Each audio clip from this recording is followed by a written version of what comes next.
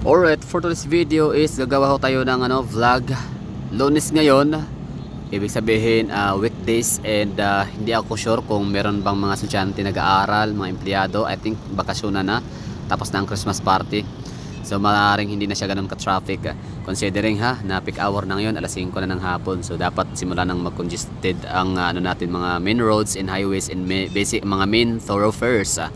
Pero dahil nga sa wala tayong nakitang masyadong dito mga sasakyan, so I think mga 25% I can confirm na ang mga tao ay nagsiuwi na sa kanilang mga provinces, no? Nagbabakasyon na, punta na ng Amerika, Japan, Korea, sana all, maraming pera. Anyway, so zoom in natin, tingnan natin yung mga yung mga lansangan ho natin. So ito naman yung intersection sa may Davao City, Quimpo Boulevard, corner corner Ecoland Drive.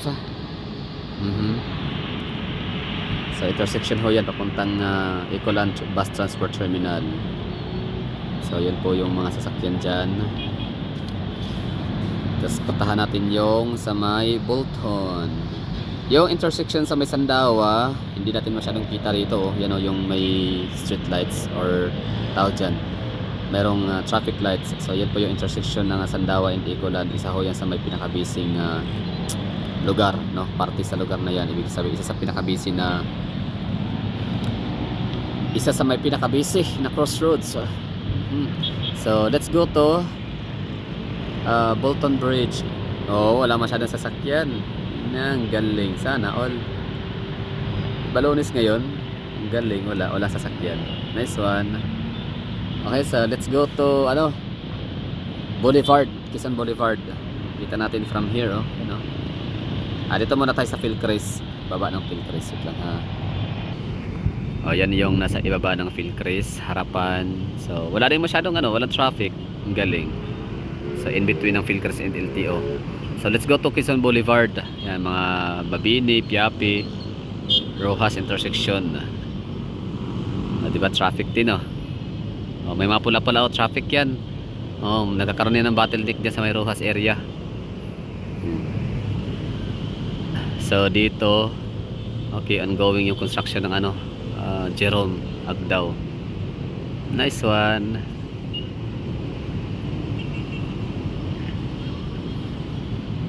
Okay, so this is Davao City, ladies and gentlemen. Napakaganda, napakasikat at Davao City dahil sa mga Duterte. Talagang rockstar itong mga Duterte family. Sila talaga yung nagbigay ng pangalan sa Davao City. And of course, hindi siya overhype lang kasi the moment na pupunta ang mga taga-ibang lugar sa Davao City, at doon na lang papagtanto na talagang kaya naman pala mahal na mga taga Davao, mga Duterte, kasi nga disiplinado ang mga tao dito. Nadidisiplina, walang mga pasaway masyado. May mga pasaway pero sila, ingat na ingat. Walang perfectong syudad, pero Davao City is the best by far, pagdating sa kaayusan, kalinisan, safety, peace and orderliness, so Davao City is on top of the chart talaga yan. Laging nauna sa pagalingan, pagandahan. Sa payabanan naman, of course, lang kami, 5th wealthiest city in the Philippines lang. So we're just behind Quezon City, Makati City, City of Manila, and of course Taguig. And number 5, Davao City. Pero yung pasok ka lang sa Magic 5 sa sobrang dami, we have 33 highly urbanized city in the Philippines. Yun pa lang maungusan mo yung ibang mga malalaking syudad sa Metro Manila, yung mga mayayaman, malalaking syudad in terms of economy. So ano ba yun? Mandaluyong, Paranaque, Pasay, diba? So Marikina, lugar na Kimbo, yung naunahan na pa mas naungusan ng Davao City. Diba? Tapos pagdating sa kalinisan, Davao City ulit, diba? Pagdating sa safety, Davao City ulit. Pagdating sa green spaces, Davao City ulit. Siguro siguro green spaces is siya sa dami, lawak. So Davao City nga. High tech, high end, kasi yung namin 911 dito talagang gumagana. Hindi siya yung wala lang char lang siya na meron lang maipakitang proyekto ang Duterte. Hindi ganoon ang Davao, hindi ganyan ang mga Duterte. Talagang pag merong proyekto, gumagana talaga lahat yan. Dapat siya functioning well, very well, di ba? Davao City, ang ganda oh. So, high-end ang Davao City, progressive city, indeed. So, back to ano tayo, traffic. So, wala masyadong traffic do. Yun na yung ano natin dito, ating forecast, traffic forecast. So, Davao City ay nakapagpahinga na yata muna ang ano natin dito, mga kalsada. Kahit paano, no? So, sa mga taga Davao City, congratulations kasi at least hindi naman sa natutuwa tayo na nakauwi na ng probinsya yung mga ibang mga kababayan natin. Pero syempre sa mga walang uuwi ang probinsya, walang uuwi ang mga rehiyon kasi nga dito sila born and raised sa Davao City, ay pwede tayo mag-strolling, pwede tayo mag-road trip dito sa lugar, pwede tayong maglakwatsa kung saan saan, no? Gamit ang ating mga sasakyan na hindi tayo mangangambang mauubos yung gasolina natin dahil sa pagiging trap palagi sa mga intersections, diba? So nakakatuwa, very good. So saya-saya ng road trip natin dito. So we're just facing north side of Davao City.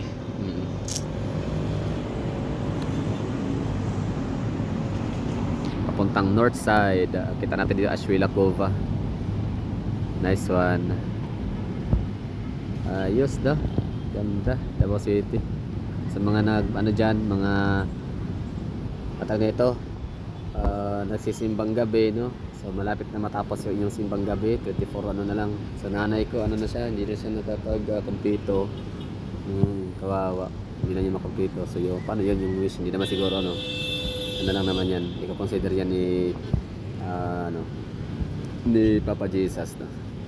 Na Papa Jesus, wala naman siyang anak, no? So na lang, Almighty Father, the creator of heaven and earth, creator ng lahat. So mapapatawad naman niya siguro yung nanay ko na hindi nakapag-kumpleto ng simba kasi napuyat. Napuyat kakapanood ng aking mga vlog.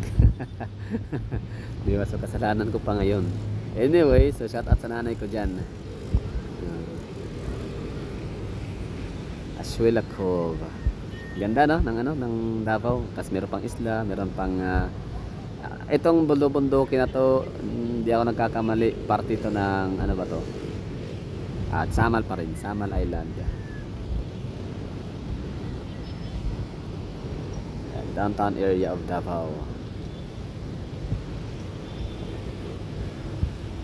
Okay, sana'y nabusog ang inyong mga mata sa tanawin. Of course, wag nating kaligtaan pa lang tingnan yung sa may Matina area, sa may NCCC pala, Malayan Colleges, Mapua. NCCC Mall of Maa, IT Park, Alorica. Ito naman yung Water District, pahinging kalendaryo mga ma'am sir. Ito yung hindi ko alam, hotel, hindi ko alam pangalan yan. So, ito yung Jack's Ridge. Yes, Jack's Ridge, maganda tumambay dyan, kumain, uminom ng kape na durian flavor. Shine Hills, Matina. So dito naman makikita natin yung Davao Global Township.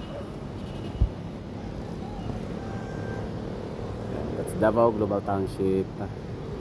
Hindi pa materialize yung mga gusali, pero mayroong iba na ito na nasisimula na silang magpatayo ng kanilang mga high-rise buildings, conventions. Ito naman ay Matina Enclaves. Ito po nga may-ari ni Iskandar family. Ito naman ay Philinvest.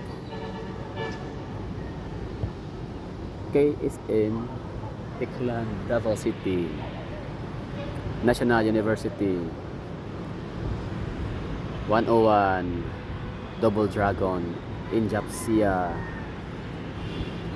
Okay, so Mount Apo, hindi mo na tayo kita si Mount Apo kasi nagtatago na. So dito tayo kay meron tayo hindi na nakaligtaan kanina. Tingnan natin kung abot natin ng yung the view, sa mga barangay Magtuod. Asa na yun? Barangay Magtuod, where are you? Hindi ko alam kung ito ba yun. Wait lang, asa na yun? Barangay Magtuod. So ito siya, cementerio if I'm not mistaken, no? So that's Manila Memorial Cemetery. So baka ito yung the view. Ganda dyan, no? Paboritong ano yan, venue for kasal, for marriage. That will be all. Thank you for watching. Have a great day ahead.